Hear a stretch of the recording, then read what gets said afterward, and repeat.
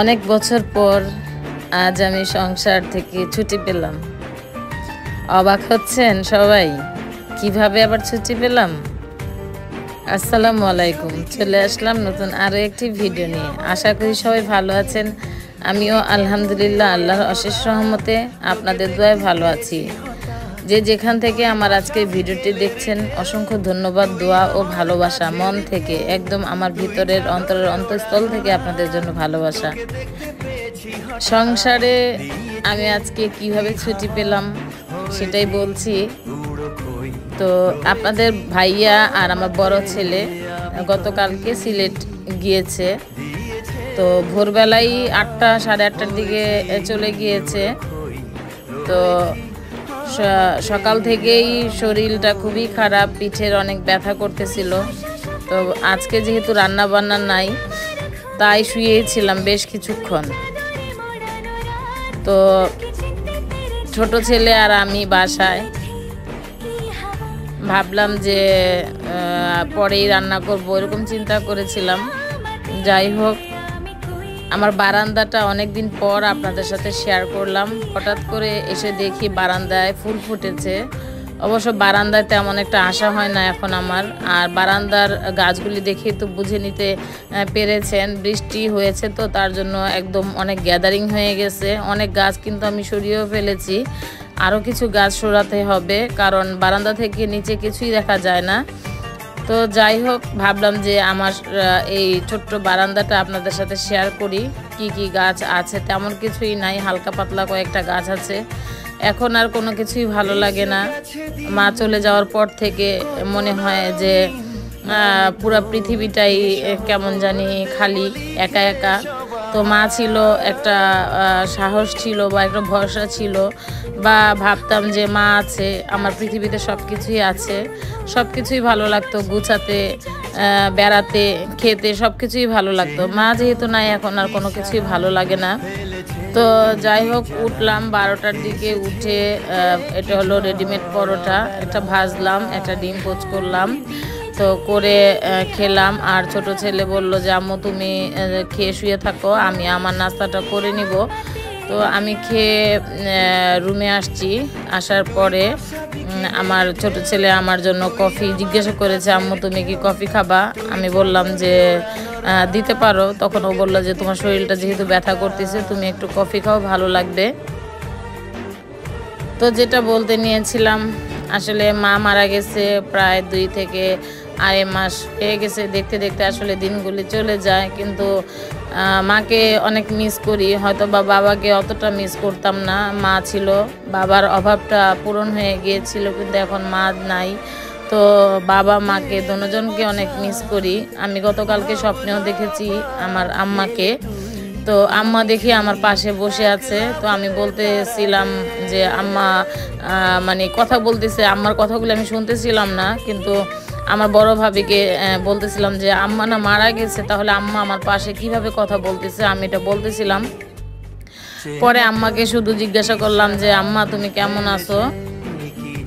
তো এই তো কফি চলে আসছে, আমার ছোট ছেলে কফি দিয়েছে। তো আম্মা বলল যে আমি ভালো আছি। তো আমি বললাম যে আম্মা আব্বা কেমন আছে? তখন আম্মা বলল যে তোর আব্বাও ভালো আছে। তো এই কথাটা শুনে না আমার এত ভালো লেগেছে। ঘুম থেকে লাফ দিয়ে উঠে দেখি যে আমার পাশে কেউ নাই। অনেক খারাপ লেগেছে, একা একা অনেক কেঁদেছি, কষ্ট পেয়েছি। তাই আজকে মার কথা কেন জানি বারবার মনে পড়ছে, তাই তোমাদের সাথে শেয়ার করছি। যাই হোক, আমার বাবা মায়ের জন্য, সকল কবরবাসীর জন্য তোমরা দোয়া করো, আল্লাহ যেন সকল কবরবাসীকে জান্নাতবাসী করে। তো কফিটা খেলাম, খাওয়ার পরে দেখি একটু ভালো লাগতেছে। তো বাহিরে আমার ছোট্ট একটা কাজ ছিল, তো সাথে আমার এক কাজিন ছিল, মানে বোন ছিল। তো ও আর আমি আমার কাজটা শেষ করলাম। শেষ করে বেশিক্ষণ লাগেনি, আধা ঘন্টার ব্যাপার। তো শেষ করে বাসায় যখন ফিরছি, হঠাৎ করে দেখলাম যে আকাশটা খুবই ভালো লাগছে।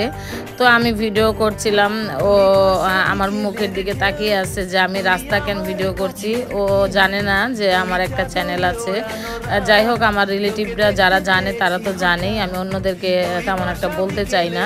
তো ভিডিও করতে করতে বাসার কাছে এসে দেখি অনেক মানে লোকজন, তখন আমি একটু সামনে গিয়ে দেখার চেষ্টা করেছিলাম, পরে দেখি সব দৌড় দিচ্ছে। আমি ভাবলাম যে আমি মহিলা মানুষ, যদি ভিড়ের মধ্যে পড়ে যাই তখন কিন্তু আমি আহত হতে পারি। ওই চিন্তা করে গেটের সামনে এসে ভিডিও করছি। পরে জানতে পারলাম যে এক বাড়ি মানে অন্য মানুষ দখল করে রেখেছে, এখন বাড়িওয়ালা এসে দখল করার চেষ্টা করছে। যাই হোক, এখানে কিছুক্ষণ আমি দাঁড়িয়ে থেকে দেখলাম যে না, একবার দৌড় দিচ্ছে আবার সামনে যাচ্ছে। তো একটু ভিডিও করলাম, ভিডিও করার উদ্দেশ্য যে ভাবিদেরকে দেখাবো। তো যেহেতু ভাবলাম আজকে আমি আজকে স্বাধীন, আমি আজকে কোনো কাজ নাই, তাই ভাবলাম একটু ভিডিও এটা শেয়ার করে দেই। দুপুরে আর রান্না বান্না করি নাই, বনরুটি আর কলা খেয়েছি, যেহেতু ভাবিরা খুবই ব্যস্ত, দেখতেই পাচ্ছেন।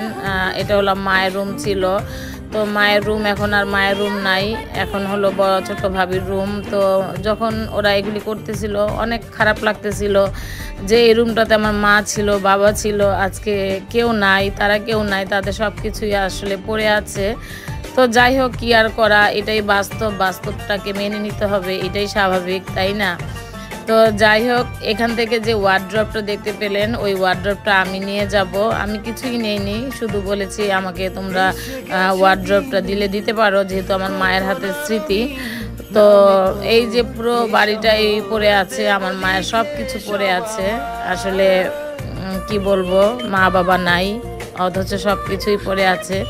তো এই ওয়ার্ড্রপটা আমি আমার বাসায় নিয়ে আসছি, এর মধ্যে এখন নিয়ে আসছি। তো ইনশাল্লাহ দেখাবো। আসলে আমার রুমটা এখন আমি গুছাই নাই, আমার রুমে রাখি নাই, আমি আমার মা যে রুমে ছিল ওই রুমে রেখেছি। তো অনেক খারাপ লাগতেছিল, আমি বেশিক্ষণ ছিলাম না, আমি 2 দিন নিচেও নামি নাই। আমার কাছে অনেক খারাপ লেগেছে, কষ্ট লেগেছে যে আসলে বাবা মা না থাকলে যা হয় আর কি। তো যাই হোক, এটাই তো হবে, যেহেতু মা নাই বাবা নাই, কি হবে, যেহেতু নিজেদের বাড়ি।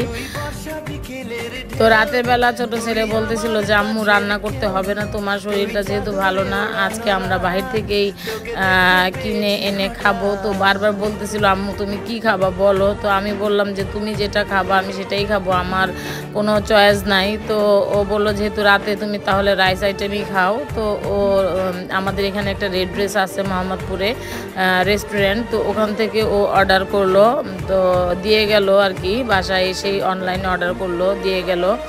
তো এই তো 2টা বক্সে খাবার ছিল, 2টা পেপসি ছিল, মানে কোক ছিল আর আরসি ছিল, আর প্যাকেটের মধ্যে ছিল কি বলে রাইস, একটা ফ্রাই আর ভেজিটেবল। তো আমি অবশ্যই খুলে আপনাদের সাথে শেয়ার করছি। তো এই ছিল আমার আজকের ভিডিও ব্লগ, যেটাই বলেন না কেন। যারা এতক্ষণ ধৈর্য ধরে কষ্ট করে আমার ভিডিওটি দেখেছেন, অসংখ্য ধন্যবাদ, মন থেকে দোয়া ও ভালোবাসা। আর একটা লাইক দিয়ে যাবেন, যারা এখনো পর্যন্ত লাইকটি দেননি, অনুরোধ করছি একটা লাইক দিবেন। আর যারা নতুন আমার ঘরে এসেছেন, মানে আমার পরিবারে এসেছেন, অসংখ্য ধন্যবাদ। অবশ্যই আমি সময় মতো আপনাদেরকে ব্যাক দিয়ে দিব ইনশাল্লাহ। আমার ভিডিও যারাই দেখেন না কেন, আমি তাদের পুরো ভিডিও ফুল ওয়াচ করে দেই। জানি না আমার ভিডিও কে কারা ফুল ওয়াচ করে, কতটুকু করে আমি জানি না, কিন্তু আমি সবসময় বলে থাকি আমি যার ভিডিও দেখি না কেন ফুল ওয়াচ করার চেষ্টা করি, আমি সবসময় ফুল ওয়াচ করি। তো হয়তো অনেক সময় দেখা যায় সময় সুযোগের কারণে আমি শুনতে পারি না ভিডিও, তাই আমি ছেড়ে রেখে দেই। অনেক সময় পুরো ভিডিও শুনি, অনেক সময় শুনি না। তো যাই হোক, কিন্তু ফুল ওয়াচ করে দেই। আর আমি যদি আপনাকে ঠকাই, আমাকে আল্লাহ ঠকাবে, এটাই স্বাভাবিক। তো সব সময় বিশ্বাসটা রাখতে হবে, বিশ্বাস না রাখলে আসলে সামনের দিকে এগিয়ে যাওয়া সম্ভব না। তো যাই হোক, এগুলি পুরনো কথা, এগুলি আর বলে কোনো লাভ নাই। তো এই যে আমাদের 2 মা ছেলের খাবার, আজকে সারাদিন আমরা কি বলে কোনো কাজকর্ম করি নাই। আজকে আমি সংসার জীবনের রান্না বান্না কিছুই করি নাই, তবে পরোটাটা ভেজেছিলাম, ডিম কোচ করেছিলাম, এতটুকুই। যাই হোক, অনেক দিন পর একটা ছুটি পেলাম, ভালো লাগলো। তবে অসুস্থ থাকার কারণে বাড়িতে যেতে পারি নাই। আমার ইচ্ছে ছিল আজকে আমি বাড়িতে যাব, মানে আমার জায়গাটা দেখতে যাব আর মা বাবার কবরটা জিয়ারত করতে যাব। তো সেটা আর হয় নাই, ইনশাল্লাহ যাব এই কিছুদিনের মধ্যে, আপনাদের সাথে শেয়ার করব। অনেক দিন ধরে বাবা মার কাছে যাই না, ভালো লাগে না আসলে না গেলে। তো যাব অনেক দিন বলতে প্রায় 1 মাস হয়ে গেছে, আসলে গ্যাঞ্জাম হয়েছে বাড়িতে আমাদের, তো তার জন্য যাওয়া হয় নাই। তো যাব, তো খাবারটা ভালোই ছিল, আমি কিন্তু পুরো খাবার খেতে পারি নাই, তো অর্ধেক খাবার খেয়েছি। আমি এরকমই, আমি বাইরের খাবার খুব একটা বেশি খেতে পারি না। যাই হোক, আমার ব্লগটি তোমাদের কাছে ভালো লেগে থাকলে আবারও বলছি একটা লাইক দিয়ে যেও, আর যারা কন্টিনিউ আমাকে কমেন্ট করো অসংখ্য ধন্যবাদ। তোমাদের কমেন্ট পেয়ে কিন্তু আমি আমার নতুন নতুন ভিডিও তৈরি করার একটা উৎসাহ পাই, আর কমেন্টগুলি পড়তে খুবই ভালো লাগে। মন থেকে তোমাদের জন্য দোয়া। আসলে আমি তোমাদের মতো অত সুন্দর করে কমেন্ট করতে পারি না, তার জন্য আন্তরিকভাবে দুঃখিত, তারপরে চেষ্টা করি কমেন্ট করার জন্য। যাই হোক, সবাই ভালো থাইকো, সুস্থ থাইকো, সবাই সবার জন্য দোয়া কইরো, আসলে আমরা যেন সামনের দিকে এগিয়ে যেতে পারি। তো যেতে যেতে আরেকটা কথা বলে নিচ্ছি, আজকে ভয়েস দিচ্ছি, আজকে 2 তারিখ আমার ছোট ছেলের জন্মদিন।